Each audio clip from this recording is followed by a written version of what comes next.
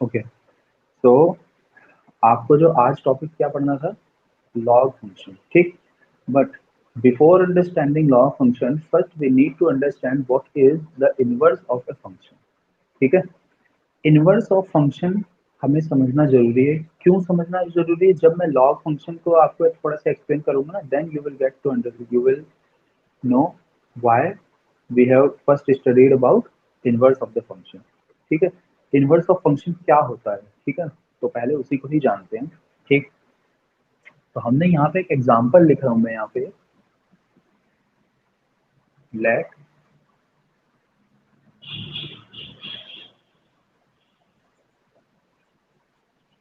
F, और यहाँ पे मैं एक एग्जांपल लिख रहा हूँ इसका, ठीक, जो मैंने लिखा हुआ है x+1, ठीक है। इस तरह से मैंने एग्जांपल लिख दिया, let f x is equal to x+1, ठीक है। इट इज अ फंक्शन, कैसा फंक्शन है ये,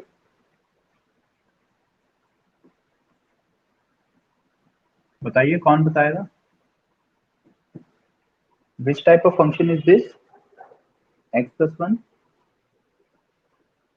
लीनियर फंक्शन है ये, ओके। या इसको आप पॉलिनोमियल बोल दीजिए। विजिबल है ना, बोर्ड पे लिखा हुआ है या विजिबल ही नहीं है, पहले तो ये बताइए आप। जो मैंने बोर्ड पे लिखा है सभी को विजिबल है ये, x+1 इज, ओके ठीक है। तो ये एक लीनियर फंक्शन लिखा हुआ है, ठीक।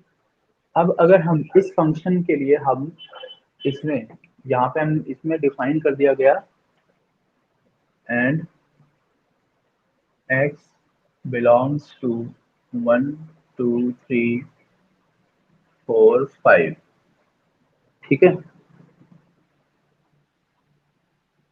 x जो है वो केवल इस सेट में लाई करता है, ठीक है। x की वैल्यूज दे रखी है ये, ठीक। अब जैसे हमें x की वैल्यू दे रखी है, एफ एक्स को हम y लेट करते हैं हमेशा, ठीक। तो अगर मैं f को डिफाइन करूं, कौन से फॉर्म में लिखने जा रहा हूं मैं, रोस्टर फॉर्म में, तो जैसे रोस्टर फॉर्म में मैं लिखूंगा तो ये क्या बन जाएगा, देखो, when we put x is equals to 1, यहाँ पे हमने 1 रखा तो हमें क्या मिल गया, 1+1 दैट इज 2 मिल गया ना, तो 1,2 हो गया ये, ठीक। फिर हम यहाँ 2 प्लेस करेंगे तो 2,3 बन जाएगा, यहाँ 3 के लिए 4 बन जाएगा, 4 के लिए ये 5 बन जाएगा, ठीक है। और 5 रखेंगे तब वैल्यू 6 बन जाएगी, ठीक है। देखिए ये फंक्शन डिफाइंड हो गया, ठीक। अब जैसे ये फंक्शन लिख दिया, ध्यान से देखो तो एक तरीके का हमें रिलेशन ही दिख रहा है, लेकिन रिलेशन का ही तो टाइप होता है फंक्शन, एक स्पेशल टाइप ऑफ फंक्शन ही होता है, ठीक। अब अगर मैं बात करूं आपसे इसकी डोमेन लिखने की,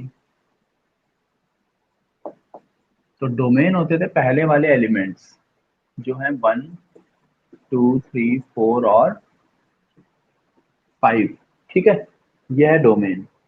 अब मैं बात करूं अगर रेंज की, तो इसकी रेंज है 2 3 4 5 और 6,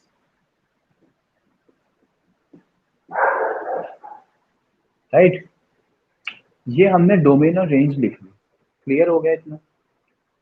ये तो था अगर हमारा एक नॉर्मल सा फंक्शन कुछ भी गिवन हो, उसको हम किस तरह से डिफाइन करते हैं वो, क्योंकि x की वैल्यू यहाँ पे दे रखी है, जनरली हमें कुछ बताया नहीं जाता, हमें पूरा एक सेट बड़ा सा सेट बता दिया जाएगा कि x belongs to real number, तब हमें डोमेन रेंज फाइंड करनी होती है, वो भी हम सीखेंगे फाइंड आउट करना। बट एक सिंपल सा कंसेप्ट पहले आपको समझना है जो इनवर्स फंक्शन को रिप्रेजेंट करे, तो ये हमने लिख दिया नाउ। अब हमें इनवर्स फंक्शन समझना है, तो अगर f कोई भी फंक्शन ऐसे लिखा हो, इज f डिफाइंड बाय, इस तरह से x comma y such that x belongs to set A, y belongs to set B, ठीक है, और x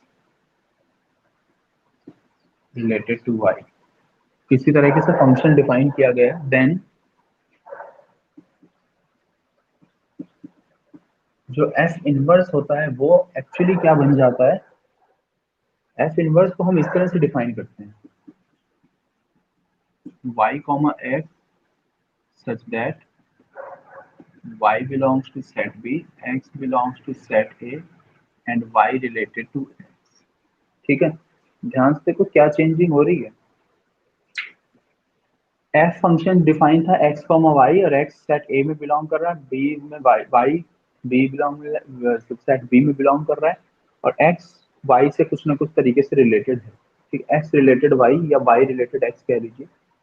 मतलब यहाँ पे ध्यान से देखो तो x इंडिपेंडेंट है और y डिपेंडेंट है। ठीक है, पहले वाला एलिमेंट हमेशा इंडिपेंडेंट होता है, बाद वाला हमेशा डिपेंडेंट होता है। ठीक, इनवर्स में जैसे ही हम आए तो क्या हो गया, y कॉमा एक्स, मतलब y बन गया इंडिपेंडेंट और x बन गया अब डिपेंडेंट। मींस y क्या बन गई है, ध्यान से देखो, डोमेन, और रेंज क्या हो गई है, x, मतलब all the values of y which satisfy the function will be the value of range for original function but domain for inverse function। समझ में आ रही बात, इंटरचेंज हो जाती है डोमेन और रेंज। ठीक है, पहले ए सेट था, पहले बी सेट हो गया, बाद में बी सेट है, बाद में ए सेट हो गया, एक्स और वाई इंटरचेंज हो गए, वाई और एक्स हो गए, एक्स की जगह वाई एक्स हो गए। ठीक है, तो इनवर्स फंक्शन में बेसिकली यही होता है। ठीक है, इनवर्स फंक्शन में क्या करते हैं हम, हमारे जो वेरिएबल्स होते हैं वो इंटरचेंज हो जाते हैं, एक्स और वाई बदल जाता है, या यूं कहिए जो डोमेन और रेंज है वो भी इंटरचेंज हो जाती है। ठीक, तो ये इनवर्स फंक्शन के लिए छोटी सी बात आपको याद रखनी है। ठीक है, क्या याद रखनी है, domain and range are interchange. ठीक है, अगर कोई फंक्शन एफ पहले से गिवन है तो उसकी जो भी डोमेन रही होगी वो इनवर्स फंक्शन की क्या बन जाएगी, रेंज। ठीक, तो यहाँ पे हम इसको ऐसे ध्यान रख सकते हैं, for inverse function F, for F inverse domain of f inverse बराबर रेंज ऑफ एफ। ठीक है, डोमेन ऑफ एफ इनवर्स की डोमेन एफ फंक्शन की रेंज है, and range of f inverse is domain of F. ठीक है, ये दो इंपॉर्टेंट बात।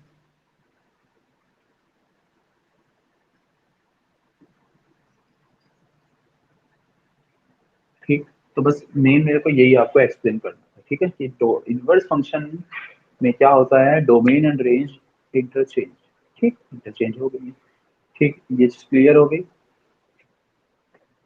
अब हम क्या करते हैं, अब अगर मैं यहाँ पे लिखूँ ना एफ इनवर्स, तो अगर हम यहाँ पे डोमेन ऑफ एफ इनवर्स लिखेंगे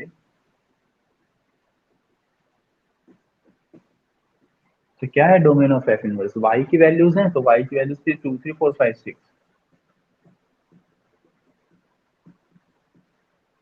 और रेंज ऑफ एफ इनवर्स क्या हो गया फिर, जो डोमेन है वो 1 2 3 4 5। ठीक है, वैल्यूज इंटरचेंज हो गई, ये भी इंटरचेंज हो गया। अगर एफ इनवर्स को डिफाइन करना होता हमें तो हम इसको ऐसे लिखते, वाई कॉमा एक्स लिखना है तो 2 1 हो गया, 3 2 हो गया, 4 3 हो जाएगा, 5 4 हो जाएगा, और 6। इस तरह से इनवर्स फंक्शन डिफाइन किया गया। क्लियर, तो ये है इनवर्स फंक्शन के बारे में जो आपको ध्यान रखना होगा। ठीक, क्लियर हो गई बात, किसी को कोई डाउट इनवर्स में बताइए, क्योंकि तभी हम आगे लॉग फंक्शंस में मूव करेंगे। बताओ जल्दी से स्टूडेंट, एनी डाउट, आ रही है सभी को आवाज, कोई प्रॉब्लम है तो पूछो अभी। ओके सभी को,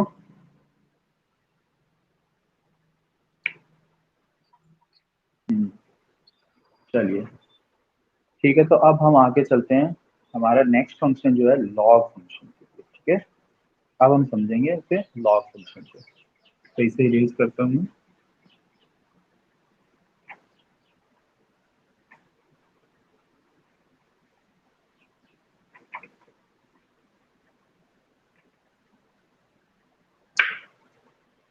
अब आता है लॉग फंक्शन।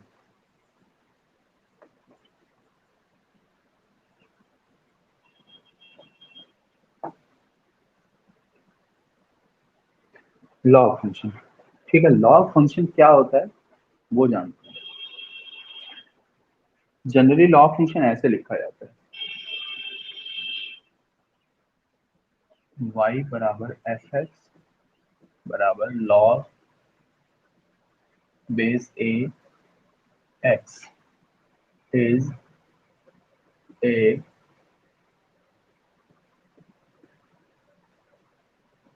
Log function. समझ में आ रही बात? ठीक है, ये है लॉग फंक्शन। ठीक, लेकिन एक्चुअली इस फंक्शन की नीड क्यों हुई? ठीक है, जैसे एक्सपोनेंशियल फंक्शन था वो क्या करता था, बेस उसका एक कांस्टेंट नंबर होता था और पावर होती थी वेरिएबल। ठीक है, तो ऐसे फंक्शंस जो हमारे एक्सपोनेंशियल फंक्शन लिखे होते थे, उसकी रेंज फाइंड आउट करने के लिए, ठीक है, या उसको सिंप्लीफाई करने के लिए, या हम उसको बोलें कि देखो अगर कोई फंक्शन एग्जिस्ट करता है तो उसका इनवर्स जरूर एग्जिस्ट करता है, ये आप ध्यान रखिएगा हमेशा। अगर कोई स्क्वायर फंक्शन है तो उसका जो हम इनवर्स फाइंड करेंगे तो वो स्क्वायर रूट फंक्शन बन जाएगा। ठीक है, अगर कोई पॉलिनोमियल फंक्शन है, लीनियर है, तो उसका इनवर्स भी लीनियर ही आएगा, लेकिन थोड़ा सा कुछ चेंज हो जाएगा। ठीक है, मतलब बहुत माइनर से चेंजिंग आती है फंक्शन में। ठीक है, फाइंड करने का तरीका तो सीख जाएंगे, कोई प्रॉब्लम नहीं है उसमें। तो मतलब ये ध्यान रखना है कि if there is any function exist then its inverse also exist. ठीक है, कोई भी फंक्शन अगर एग्जिस्ट कर रहा होगा तो उस फंक्शन का इनवर्स जरूर एग्जिस्ट करेगा। ठीक है, अब अगर इनवर्स एग्जिस्ट करता है तो सभी फंक्शंस के इनवर्स तो फाइंड आउट करने इजी होते हैं, लेकिन जो आपने कल फंक्शन पढ़ा था एक्सपोनेंशियल फंक्शन, इधर लिख दे रहा हूं मैं एक बार,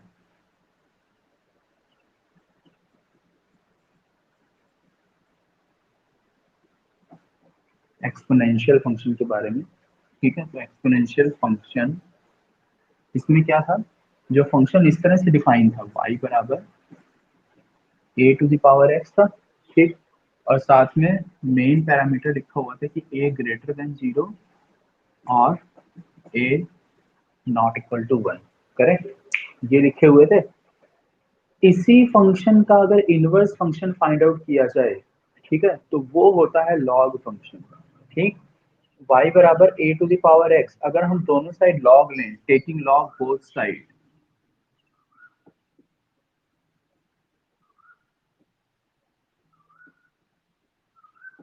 तो हमें यहाँ पे क्या बन जाएगा, ये इस तरफ x बराबर लॉग y आ जाएगा ये। ठीक है,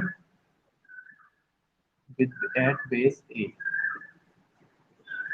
ए बेस पे हम दोनों साइड लॉग ले रहे हैं। ठीक है, तो जब दोनों साइड हम लॉग लेंगे तो क्या बन जाएगा, देखो यहाँ पे लॉग y बराबर x। कुछ प्रॉपर्टीज होती हैं लॉग की, उसके बाद ये चीजें समझ जाओगे आप। ठीक है, तो अभी बस ऐसे ध्यान रखो, लॉग दोनों साइड लॉग लेंगे तो लॉग y बन जाएगा, और यहाँ पे log a to the power x आएगी। ठीक, जो केवल x बन जाएगा। ठीक है, क्योंकि हमने a बेस पे लिया है ना उसे, इसलिए। ठीक है, अभी मैं प्रॉपर्टीज बताऊंगा तो उससे ये चीज क्लियर हो जाएगी आपको। तो log y बराबर x आ गया, और वी कैन से, क्योंकि मैंने क्या बताया था कि x और y आपस में इंटरचेंज हो जाते हैं। ठीक है, तो यहाँ पे क्योंकि देखो log y आ चुका है ना, ठीक है, और यहाँ पे जो बेस है log का वो a है, तो यहाँ पे छोटा सा बेस a लिखा जाता है। ठीक है, देखो यही है इनवर्स फंक्शन। ठीक है, यही है इनवर्स फंक्शन, x की वैल्यू y के टर्म में आ चुकी है। अब देखो y इंडिपेंडेंट हो गया और x डिपेंडेंट हो गया, तो ध्यान से देखो ये इसी टाइप का तो फंक्शन लिखा हुआ है, y बराबर log x। यहाँ अगर y कर दे, यहाँ x कर दे, तो y बराबर log x नहीं बन गया? ठीक है, ये इसी तरह से ही लिखा हुआ है। तो ये है इनवर्स फंक्शन, मतलब किसका इनवर्स है ये, एक एक्सपोनेंशियल फंक्शन का। तो हम यहाँ पे लिख दे रहे हैं, जरूर ध्यान भी रखना इसको। Inverse log function is the inverse function of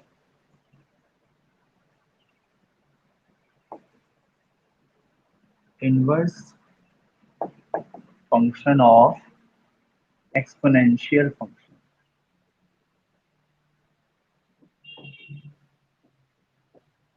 ठीक है, क्या क्या इंपॉर्टेंट बातें थी, ए की वैल्यू 0 से ज्यादा होनी चाहिए, तो सेम यहाँ पे भी होगा, where a greater than 0 and a not equals to 1।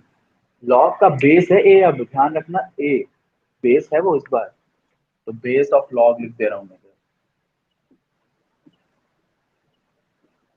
Base of log. ठीक, ये जीरो से बड़ी ही वैल्यू होगी या फिर वन नहीं हो सकती कभी भी, ध्यान रखिएगा। ठीक है, it can not be one. अब अगर हम इस फंक्शन की बात करें, एक्सपोनेंशियल फंक्शन की, तो इसकी डोमेन क्या थी, क्या थी इसकी डोमेन? इसकी जो डोमेन थी वो थी एक्स की वैल्यू जो थी सभी रियल नंबर्स, और रेंज, रेंज क्या थे, 0 से इन्फिनिटी नंबर्स। ठीक है, क्लियर हो रही है बात? तो यहाँ पे सेम यही चीज हो जाएगी, डोमेन क्या हो जाएगी, जो इसकी रेंज है वो, तो इसकी रेंज थी 0 से इन्फिनिटी, तो ये होगी इसकी डोमेन 0 से इन्फिनिटी। और रेंज क्या हो जाएगी, जो इसकी डोमेन है, मतलब आर, यानी रियल नंबर्स। ठीक, अब 0 से इन्फिनिटी का मतलब क्या हुआ, डोमेन, इसका मतलब ये, मतलब जो लॉग फंक्शन है ना, log function is defined only for the positive numbers. ठीक है, पॉजिटिव वैल्यू, मतलब लॉग फंक्शन केवल और केवल डिफाइन की कब होगा, जब वो पॉजिटिव नंबर हो, नेगेटिव नंबर के लिए कभी डिफाइन नहीं होता। ठीक है, रीजन तुम्हारे, आप इसी से समझ लो चाहिए यहाँ से, क्योंकि इसी का तो इनवर्स फंक्शन है। तो अब जब इसका इनवर्स है तो डोमेन और रेंज क्या हो जाएंगे, इंटरचेंज हो जाएंगे। जो ओरिजिनल फंक्शन की डोमेन है, इनवर्स की रेंज बन गई, जो ओरिजिनल फंक्शन की रेंज है, इनवर्स में डोमेन हो जाएगी। करेक्ट, तो ये तो हो गया लॉग फंक्शन। ठीक, अब जल्दी से ग्राफ भी समझ लेते हैं। इसका ग्राफ आपको याद है कैसा बना था, इसका ग्राफ एक्सपोनेंशियल का,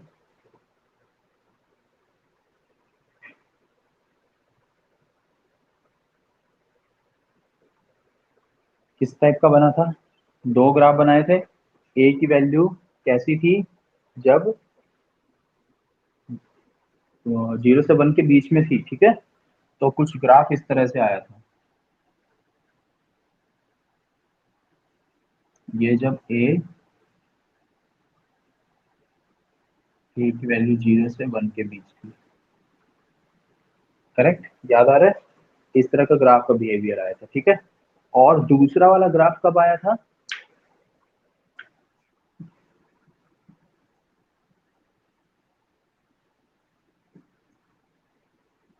ठीक, दूसरा भी यहीं पे ड्रॉ कर रहा हूं मैं, दूसरा कुछ इस तरह से बना था।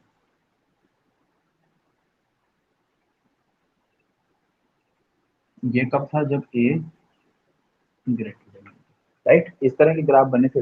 मतलब दो सिमेट्रिक ग्राफ से, ध्यान से देखेंगे तो। ठीक है, सिमेट्रिक का मतलब मिरर इमेज होना, तो ये मिरर इमेज जैसा ही, अगर इस लाइन को एक वो मिरर माना जाए तो देखो जैसा ये वैसे बिल्कुल सेम वो बन जाए।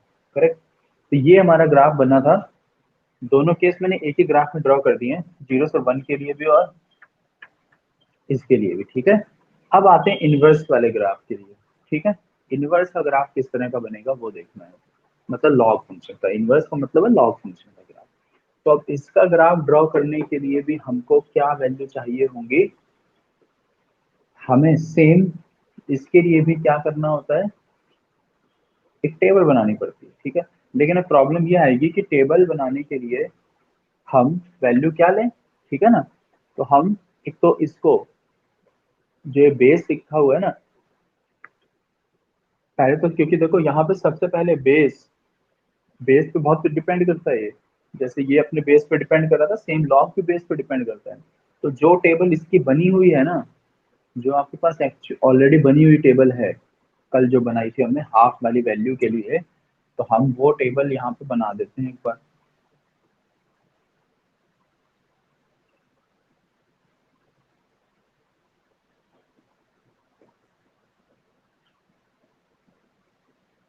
-3 -2 -1 0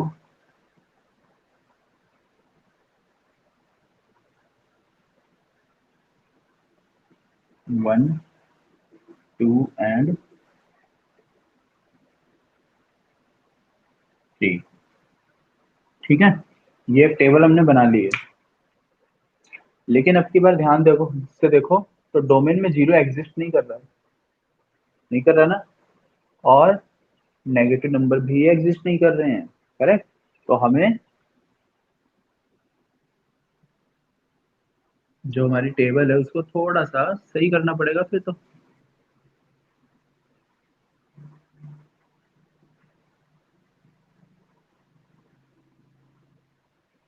याद करिए एक्सपोनेंशियल के लिए जो टेबल बनाई थी उसी को बिल्कुल अपोजिट कर दो। ठीक है, आपका बनी हुई है, उसको बिल्कुल अपोजिट कर दो। ये केस मैं ले रहा हूँ जब ए की वैल्यू हाफ है, लेट ए बराबर हाफ, मतलब 0 से 1 वाला केस लिया है अभी मैंने। ठीक है, तो अब जब हमने ये वाली टेबल बनाई थी तो उस हम इसके अकॉर्डिंग ग्राफ बनाएंगे, ध्यान रखना। मतलब टेबल इसके अकॉर्डिंग बनाएंगे क्योंकि इसके लिए तो तुम्हें लॉग की वैल्यू नहीं पता ना। ठीक है, इसकी तो पता ही है। तो यहाँ पे मैंने ए को तो फिक्स कर दिया हाफ, और एक्स की वैल्यू रखते जाओ तो वाई की वैल्यू आ जाएगी। ठीक है, बस एक्स की वैल्यू वाई में पुट करते जाना। ठीक, तो -3 रखा हमने, -2 -1 या -2 -1 0 1 और 2।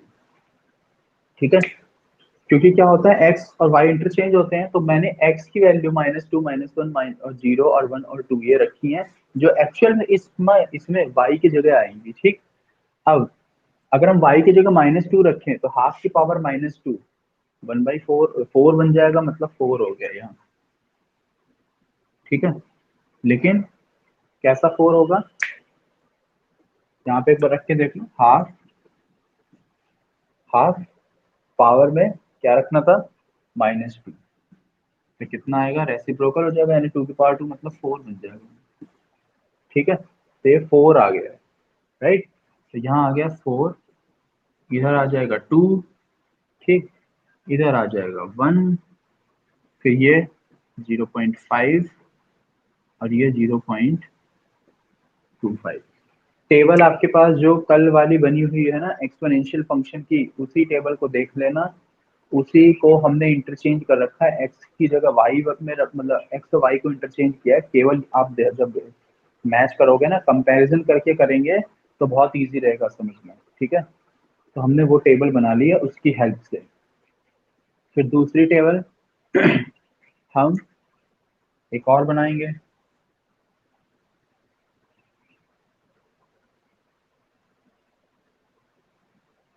अब जो हम टेबल बना रहे हैं वो किसके लिए बना रहे हैं,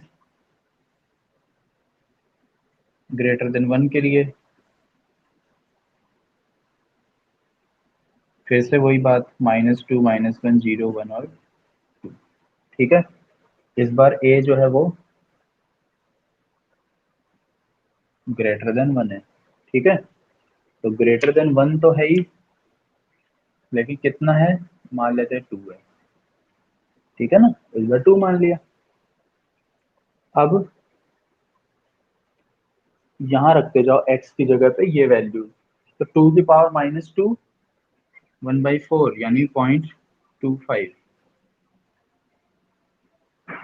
ठीक, ये 0.5, ये 1, ये 2 और ये 4, इस तरह से वैल्यूज आती जाएंगी। ठीक, ठीक है, ओके हो गई ये बात।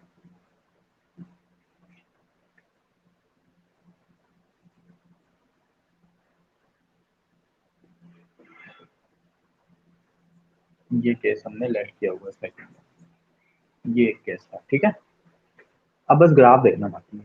ठीक है, टेबल बना चुका हूँ मैं। टेबल कैसे बनाई आपको मैंने बता दिया, एक्सपोनेंशियल फंक्शन है ये, उसकी टेबल है, लेकिन एक्स और वाई को केवल इंटरचेंज किया हुआ है। ध्यान से देख लेना, कल ये एक्स की वैल्यूज थी जो अब वाई में लिखी हुई है, कल ये एक्स की वैल्यूज थी जो अब वाई में लिखी हुई है, जो पहले वाई की वैल्यूज थी वो अब एक्चुअली एक्स की वैल्यू को रिप्रेजेंट करती है। ठीक, नाउ ग्राफ। ठीक है, अब ग्राफ ड्रॉ करना है हमको। तो ग्राफ ड्रॉ करने से पहले एक बात जरा देख लो आप। वाई निगेटिव आ रहा है इस बार, एक्स केवल पॉजिटिव ही आ रहा है। ठीक है, तो हम वाई निगेटिव होने का मतलब क्या हुआ कि बिलो वाला ग्राफ भी मिलेगा हमको। ठीक है, और ये केवल फर्स्ट क्वाड्रेंट में ही दिखेंगे हमको वैल्यू।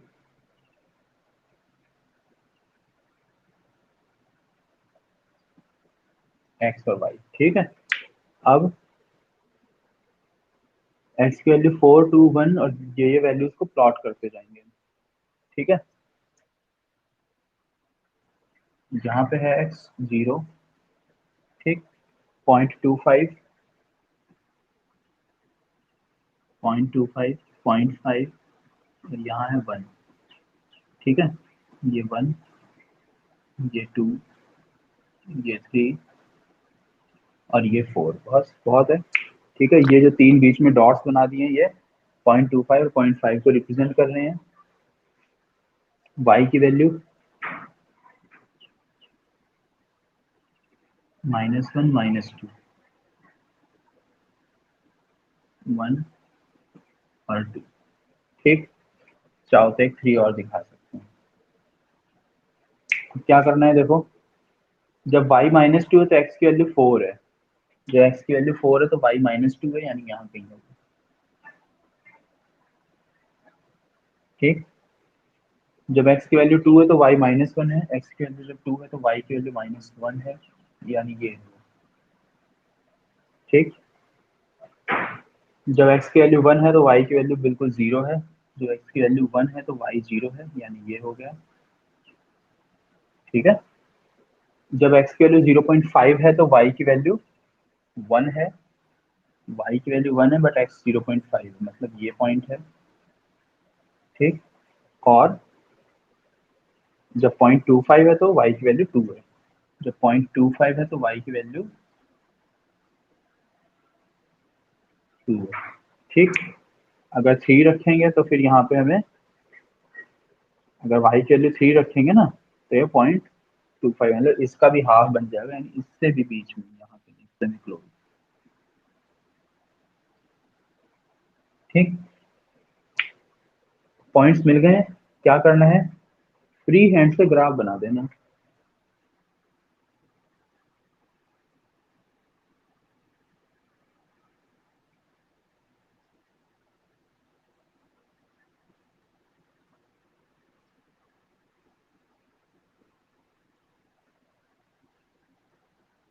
ये इस तरह का इसका ग्राफ बनता है, ये देखो ये इस तरह का। ठीक है, समझ में आया, इस तरह से इसका ग्राफ बनता है। तो ये कौन सा ग्राफ है, जब a की वैल्यू हाफ है, a बराबर 1/2। ठीक, एक ग्राफ बना दिया, दूसरा भी इसी में बना रहे हैं, ये वाला। ये कैसा बन रहा है, 0.25 तो -2 है। ठीक है, यानी x की वैल्यू जब 0.25 है ये, तो y की वैल्यू -2 है, मतलब यहाँ पे 0.5 पे -1 है, मतलब यहाँ पर 1 पे तो वही 0 है।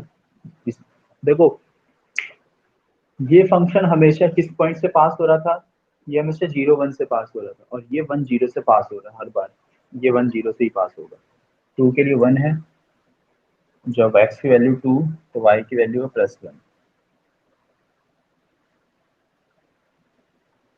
और जब x की वैल्यू 4 है तो y की वैल्यू है 2।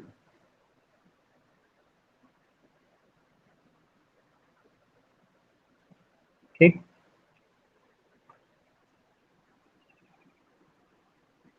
-3 होने पे और हाफ हो जाएगी ये। बस इसका ग्राफ ड्रॉ कर देना है अब हमको, तो इसको हम ज्वाइन कर देंगे।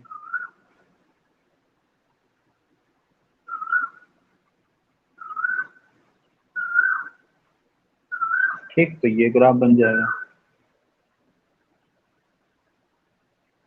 ये इस तरह से दोनों ग्राफ बन जाते हैं।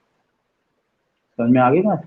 ठीक है, ये किसका है ग्राफ, ये हमारा जो ग्राफ बना है वो कब बना, जब a की वैल्यू कैसी है, a is equals to 2, a greater than 1, और यहाँ पे ए 0 से कम। ठीक, ये हमारे लॉ फंक्शन के भी ग्राफ बन गए। ठीक है, आपको ग्राफ ध्यान रखने होंगे, क्योंकि ग्राफ इसलिए ध्यान रखने होंगे क्योंकि मैंने कल भी बताया था, 2 एग्जांपल लिए थे 2 और 3 वाले। बिहेवियर ग्राफ का चेंज नहीं होगा, बिहेवियर ऐसा ही रहेगा। ठीक है, बिहेवियर यही रहने वाला है इसका, बस ए की वैल्यू तो बदलती है। ए की वैल्यू 2 रखी है, 3 रख दो, 4 रख दो, 5 रख दो, तो ऐसे ही ग्राफ बनता जाएगा। ठीक है, इसी तरह से ग्राफ बनता जाएगा, अलग अलग पीक्स मिलती जाएंगी, बस वो इधर की तरफ हाइड होता जाएगा। 2 रखा है हमने ना, अभी हम मान लो इसको 3 रख दें, तो 3 रखने पे क्या बन जाएगा, और ज्यादा वैल्यूज नहीं आती जाएंगी। ठीक है, तो वो उस तरह से ग्राफ मूव करता जाएगा थोड़ा थोड़ा इस एक्सिस की तरफ, ऐसे ऐसे हाइट और थोड़ी थोड़ी ज्यादा होती जाएंगी, बस इतना ही चेंज आएगा, ज्यादा कुछ चेंज नहीं आएगा। तो ये हमारा लॉग फंक्शन है, क्लियर हो गया अब? तो लॉग फंक्शन बेसिकली क्या है, inverse function of the exponential function.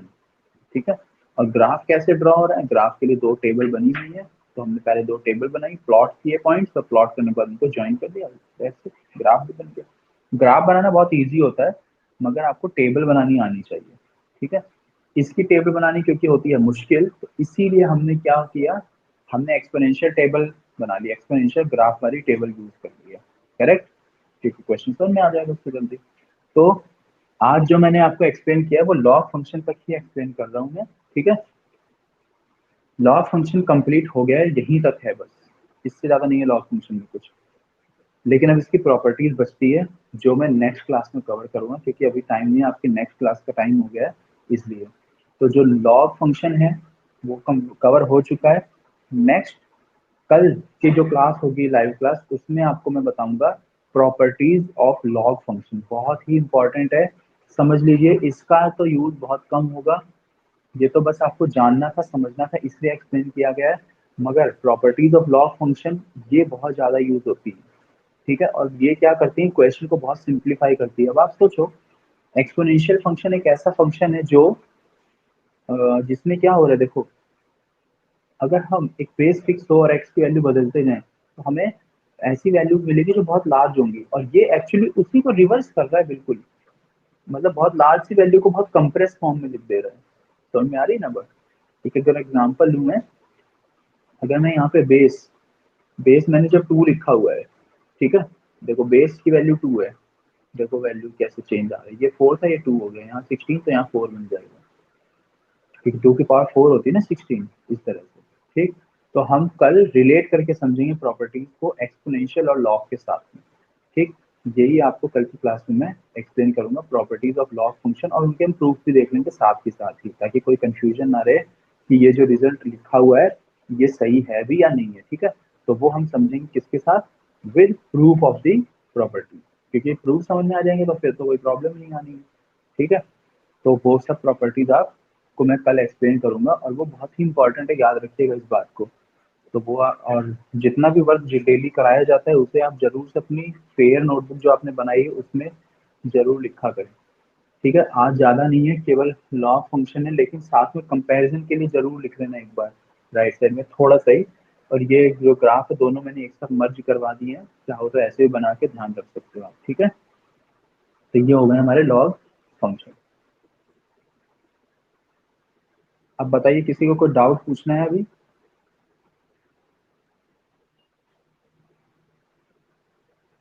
जो मैंने लॉग फंक्शन बताया है, किसी को कोई प्रॉब्लम है तो पूछ लीजिए। एनीवन?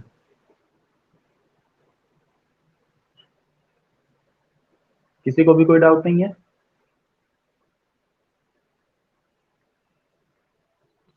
हम्म, समझ में आ गया होगा, क्यों? क्योंकि ना हमने रिलेट कर लिया ना इसको एक्सपोनेंशियल फंक्शन से, और एक्चुअली पहले आपको मीनिंग बताई थी कि इनवर्स फंक्शन है एक्सपोनेंशियल फंक्शन का ही, तो इसलिए ज्यादा कोई प्रॉब्लम आएगी नहीं, क्योंकि आपको एक्सपोनेंशियल का अच्छे से समझ में आ गया था इस वजह से।